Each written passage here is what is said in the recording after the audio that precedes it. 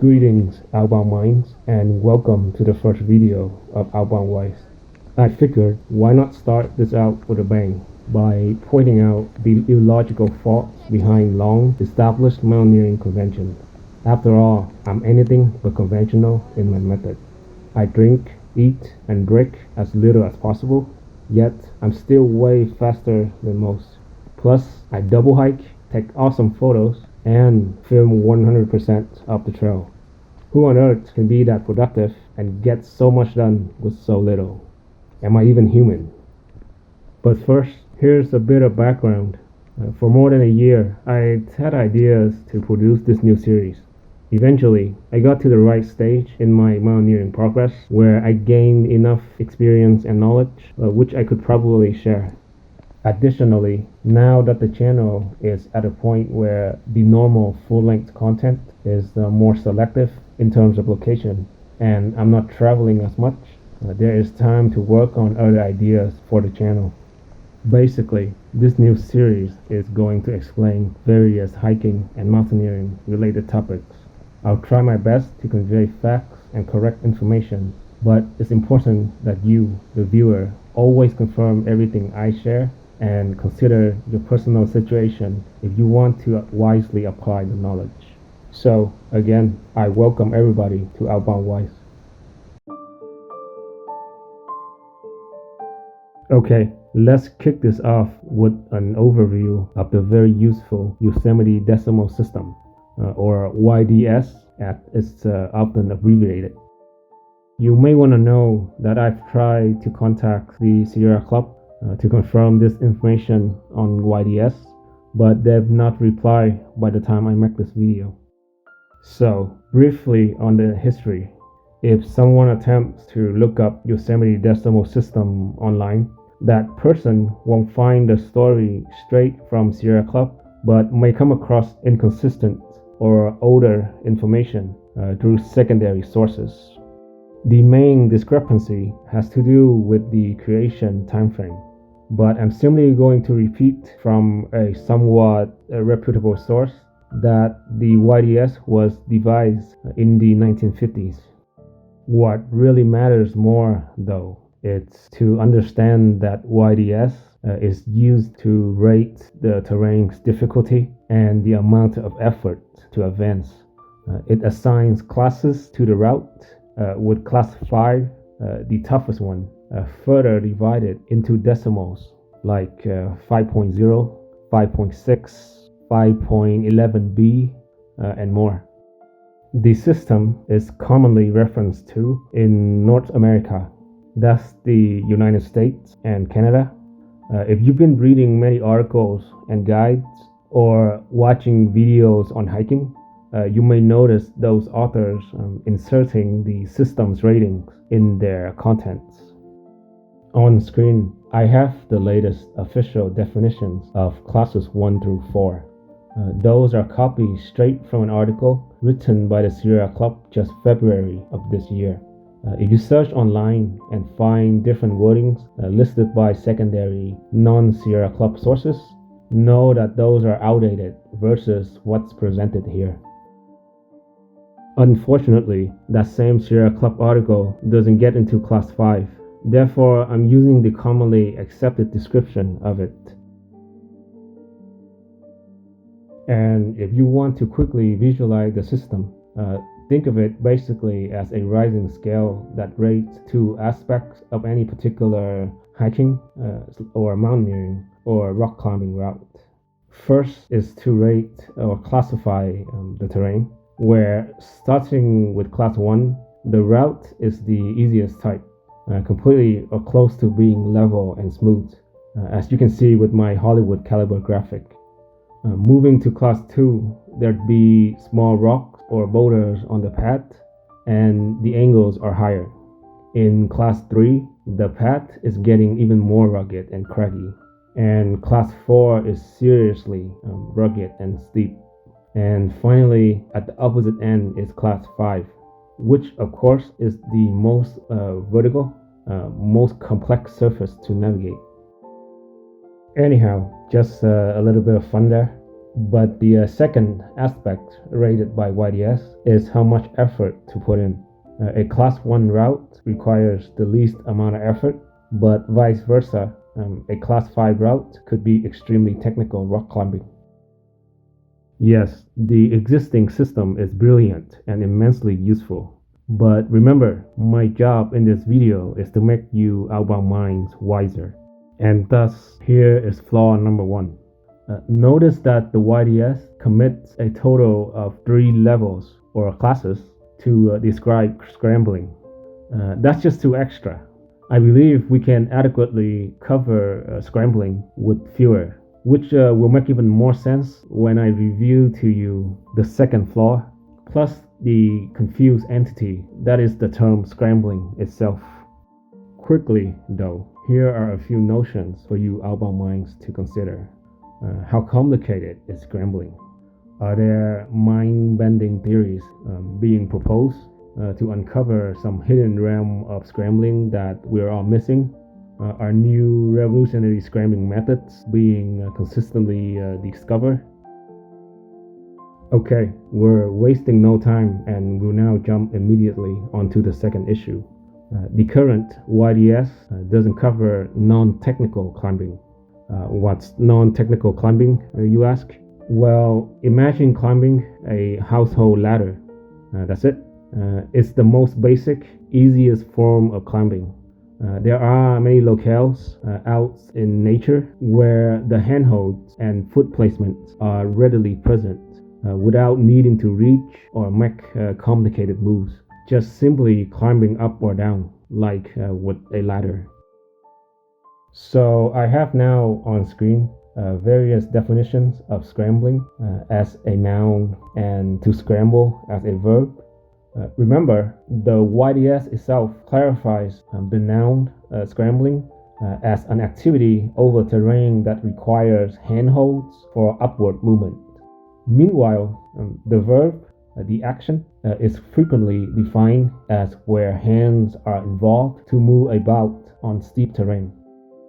Now, I don't know about you, but when I hear those scenarios where hands are actually needed to move up or down a steep surface, they sound suspiciously like doing something else.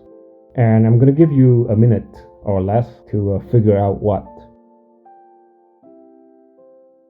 I realize that was only a few seconds, but ready? Well, I'm just gonna state the obvious here. Scrambling is trying very hard to be something it's not. It's trying to disguise itself and grab the glory of climbing. Yes, clearly, scrambling is trying to become climbing, an activity that's on a much different level of capability. It's kind of like silver trying to become gold, or a 3-season tent trying to fit itself uncomfortably into the 4th season. Well, not if we are smart up to it. I've decided to both improve the YDS and put scrambling back in its place. Why? Because this is my channel, and I have control over being logical to my viewers. Alright, on screen is my proposal. First, class 1 remains the same. We're good there. Okay, we're gonna reclassify level 2 as easy to moderate scrambling. And of course, we're also updating the definition to reflect that. Next, same thing for class 3, but now it's hard to extreme scrambling. Again, we're rewording the definition. We're keeping class 4, but it will now be used for non-technical climbing. You can see on screen the newly added definition of what that activity is. Finally, class 5 can remain the same. Next, per my promise to do something about scrambling's ambitions. Thus, I'll redefine the noun as an activity where hands are occasionally used to brace or balance only, and not directly involved in movement. I'm also updating the verb correspondingly. Okay, to become really wise, I've prepared for you Outbound Mind some examples of YDS Class 1. You can think of walking on a typical neighborhood sidewalk, or hiking a usual basic trail at the local park, or of course, hiking a mountain trail that's almost flat and barely has any tripping or falling hazards. Those are typical Class 1 terrain. So the video is showing me walking the Freedom Trail in Boston. You can see that the path is paved and level. There are some sections that have slight angles, but the terrain is relatively smooth with a little risk, therefore still Class 1. This next example shows the historic railroad trail that runs along Lake Mead, just outside of Las Vegas, Nevada. From end to end, the trail has a really negligible angle, which is so minimal that it's essentially flat. The terrain is hard-packed dirt with very few tripping hazards. And this last Class 1 example I want to share is the South Sister Climber Trail to summit South Sister Mountain in Oregon. Now, I don't believe anybody will conclude that the entire undertaking is easy or simple hiking, especially during the upper half, but there are portions of the trail that can be considered Class 1, which the footage you're watching shows the beginning of the route right after leaving the trailhead. Hikers will experience a flat, smooth segment before the going gets tougher. That variation is a useful idea that I will remind everybody later in this video. Moving on, these are some typical situations that are Class 2 easy to moderate scrambling.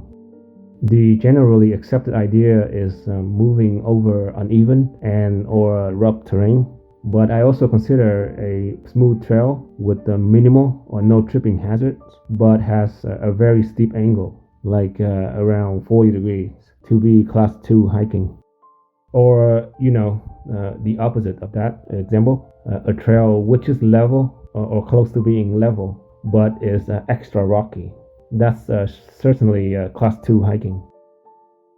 Here I have the first example. This is also a clip of hiking South Sister Mountain, but unlike the previously shown segment of right after the trailhead, this later trail segment is clearly Class 2. It's neither flat nor smooth. Just for variation, I'm showing this second example that isn't on a mountain, but is a slot canyon instead. This is the Dry Fork Narrows, located at the Grand Staircase Escalante National Monument in Utah. You can recognize that the floor is relatively uneven and a little bit sandy as well. Finally, I have the last example of a Class 2 hike that's in Idaho. This is on the way up Bora Peak, which is a mountain located in the Lost River Range, and it's notoriously known to be a mercilessly steep route. And by the way, this is actually a state high point. Bora Peak is the highest summit of the Gem State. I do have a full-length video of this hike made available on the channel. Anyhow, the elevation gain per distance traveled ratio here is incredibly 1,445 feet per 1 mile.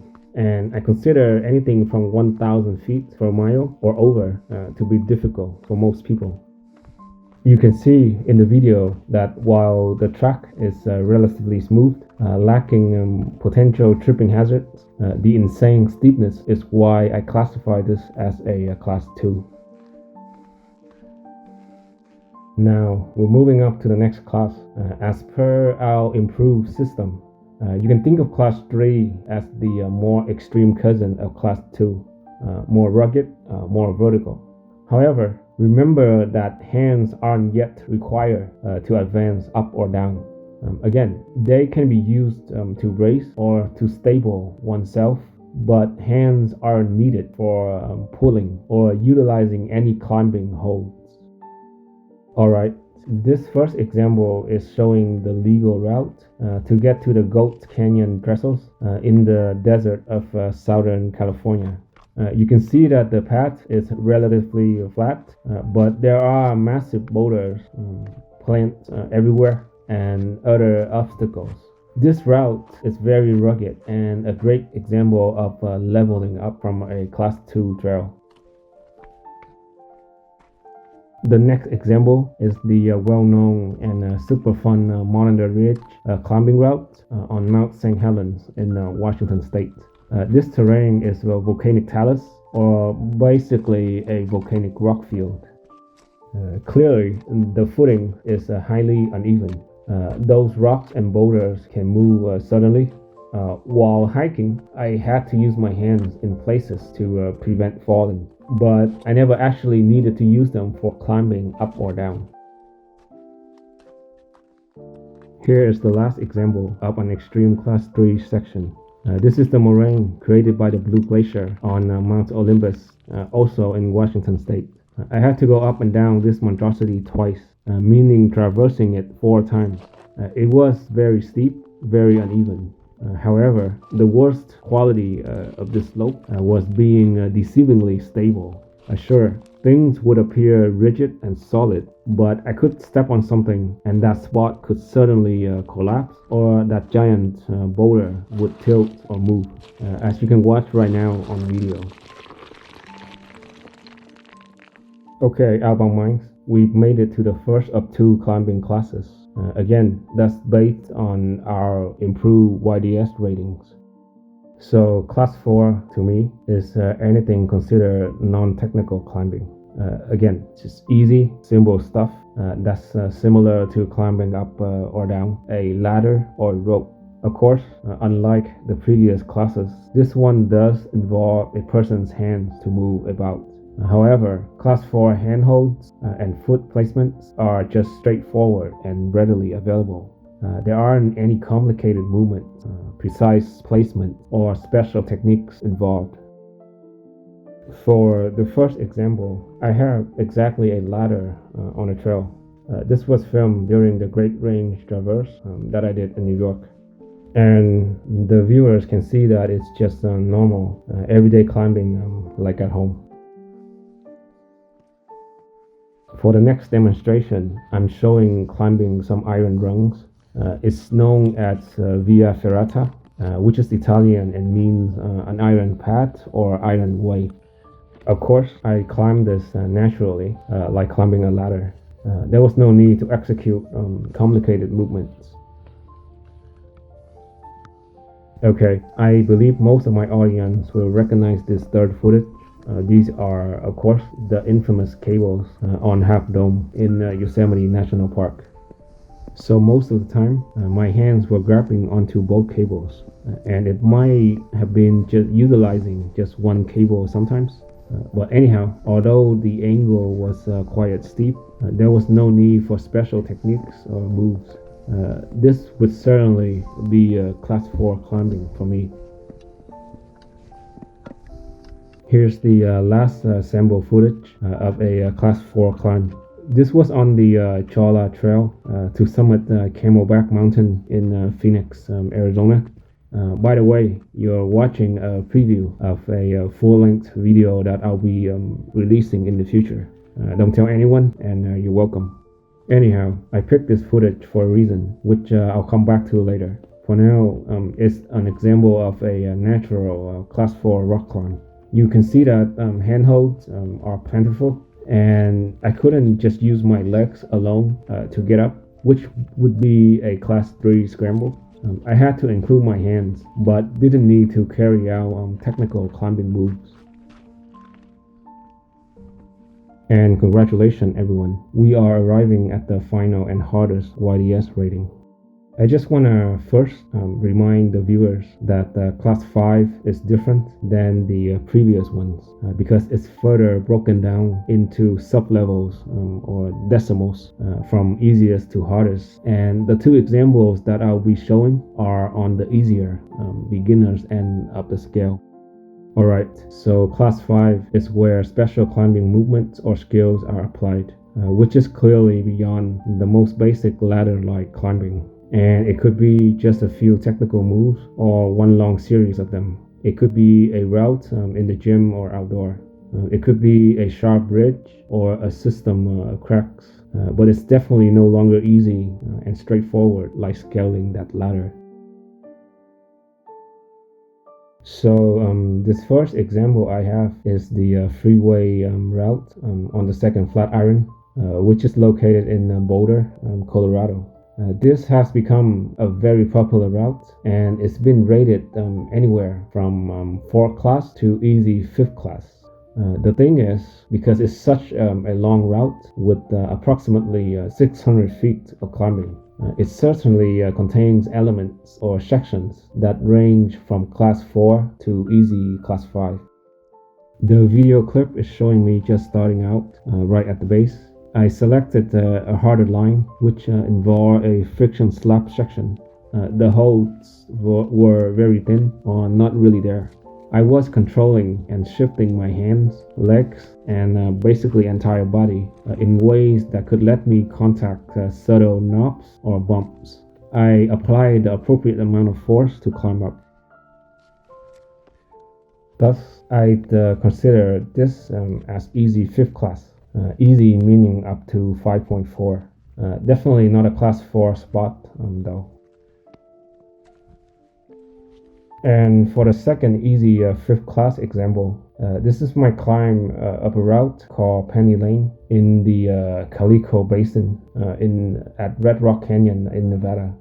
The route is consistently rated 5.3. Actually, the first pitch is entirely 5.3 or 5.4 if you're shorter than average and more like 5.2 if you're taller. By the way, in rock climbing, a pitch equals a section of the route that can be protected by a standard rope length. However, because I free solo and do not use ropes in case of falling, yes, that means I absolutely mustn't fall. A pitch for me is more like when the nature or essence of the climb changes, such as transitioning from a long chimney to a ridge. That chimney would be my first pitch, and that ridge would be my next pitch. As you can see here, the first pitch of Penny Lane was a few connected cracks, and jamming the hand or body parts were needed. I had to situate myself in specific ways to move up. And this last video wraps up all of the examples. I know, sadly, I don't have anything to share with you for more difficult 5th class climbs because I'm just not that good.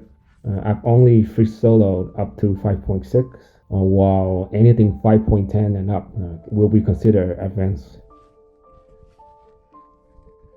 Alright, here are some very wise takeaways on the YDS before we finish this video. First, it's important not to mix up or misidentify the classes. I bring that up because I've come across many guides and reviews from different hikers and mountaineers that mention things such as class 3 climb and class 5 scramble. Yes, I understand that the difficulty would logically be subjective to the individual. But there is no such thing as a YDS class 5 scramble. If a route is class 5, then it's technical rock climbing. I've personally seen references to both class 4 scramble and class 4 climb. Therefore, I'm promising to be consistent in my content and will always indicate class 4 as climbing that's non-technical. Like a ladder. The second key point is kind of an extension of the first, and is to not completely believe or trust in the given rating of a route, especially if there's only one source. Understand that these ratings are assigned by people, not precise mathematical formulas or computers. Now, this isn't always the case and is highly discouraged, but for example, someone could rate the route harder than it was in order to impress others. So the lesson is to always check the rating against multiple sources if they're available. The more people who rate a route, the better, especially if most of them are giving it a consistent grade or impression. And when on location, of course, always to carefully observe and use your own judgment and experience to determine if you should be attempting the route or not. Okay, the last point is to understand that YDS is not the only game in town. It rates only a couple aspects of the route. It doesn't rate, for example, snow and ice or the potential duration of an undertaking. Further, there's actually a separate system to rate how well a climbing route can be protected from falls. And as well, the sport of bouldering has its own rating system. The video should be ending soon, but I wanted to show you this hike again that I shared earlier during the class 4 examples. An interesting characteristic of this trail is that it actually transitions nicely between the first 4 classes of our enhanced YDS. At the beginning, the path is just a slight angle and really smooth terrain. That's purely YDS class 1. Now, when starting to get higher up on the trail, which is the Chola Trail, the hike becomes class 2. You can see that everything is more bumpy or rocky. The incline here is noticeably steeper than down below. Okay, this is even higher up now on the Chola Trail. This is precisely class 3 domain right here. There are large boulders. Someone can trip or slip in many areas. Sometimes hands may be needed to balance against an object or surface. And finally, there are 1 or 2 class 4 spots that I have identified. This is the same one shown earlier as a class 4 example. Again, I'm using my hands to climb up, but in a basic, uncomplicated, and non-technical way. And that was the information I wanted to present to make you wiser on the flaws of the Yosemite decimal system and confusion of scrambling. My improved version would serve as the foundation for all of our future discussions/videos. Okay, I'll see all you Baba minds next time. And this will not be on a consistent release schedule, but more once in a while, like my rock climbing releases. For sure, though, I do think that I have enough topics to keep creating new content for this series. So hike wisely, everybody. These clips on screen are released full-length content available on my channel that I've used as examples in this video.